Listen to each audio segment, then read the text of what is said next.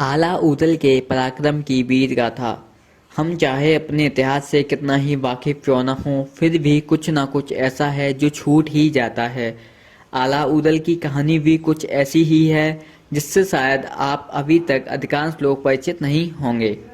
आला ऊदल को कोई भीष्म का अवतार मानता है तो कोई कहता है कि आला धर्मराज युधिष्ठिर तो ऊदल अर्जुन के अवतार थे। जन्म से ही महापराक्रमी दोनों भाई आला और ऊदल का जन्म 12वीं शताब्दी में बुंदेलखंड में हुआ था।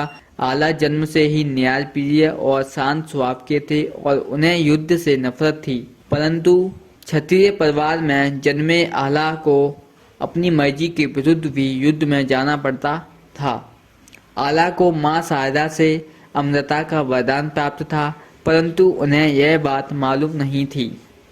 जबकि आला का छोटा भाई ऊदल उनके ठीक उलट युद्ध प्रेमी था।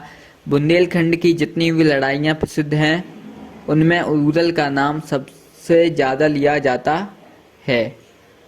कहा जाता है ऊदल ने देवराज इंद्र को एक बार धोखे से फंसाकर उनके रथ के 5 घोड़े हथिया लिए थे।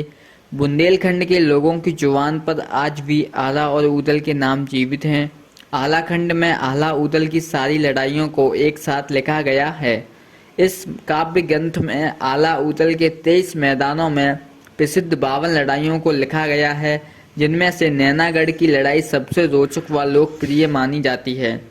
दोनों भाइयों के पराक्रम के बल पर ही बुंदेलखंड के तत्कालीन राजा परमाल देव की सत्ता चल रही थी। राजा परमाल देव और उनकी रानी मिलनहा में दोनों को बहुत प्रेम से पाला पोसा था, लेकिन आला के मामा से राजा का अपने भाइयों के प्रति प्रेम देखा नहीं गया। राजा परमाल ने आला से उसका घोड़ा मांग लिया, जिसे आला ने नहीं दिया। इस पर राजा परमाल ने उन दोनों भाइयों को महल से बाहर निकाल दिया। फिर जब पृथ्वीराज चौहान के साथ युद्ध हुआ, तब राजा की पत्नी ने अपनी सूझबूझ से दोनों को वापस बुलाया और दोनों भाइयों पूरी जी जान से लड़े, लेकिन अंत में विजय पृथ्वीराज की हुई। बैरागढ़ के मैदान में पृथ्वीराज चौहान के सेनापति चामुंडराय ने धोखे से ऊदल की हत्या कर दी थी।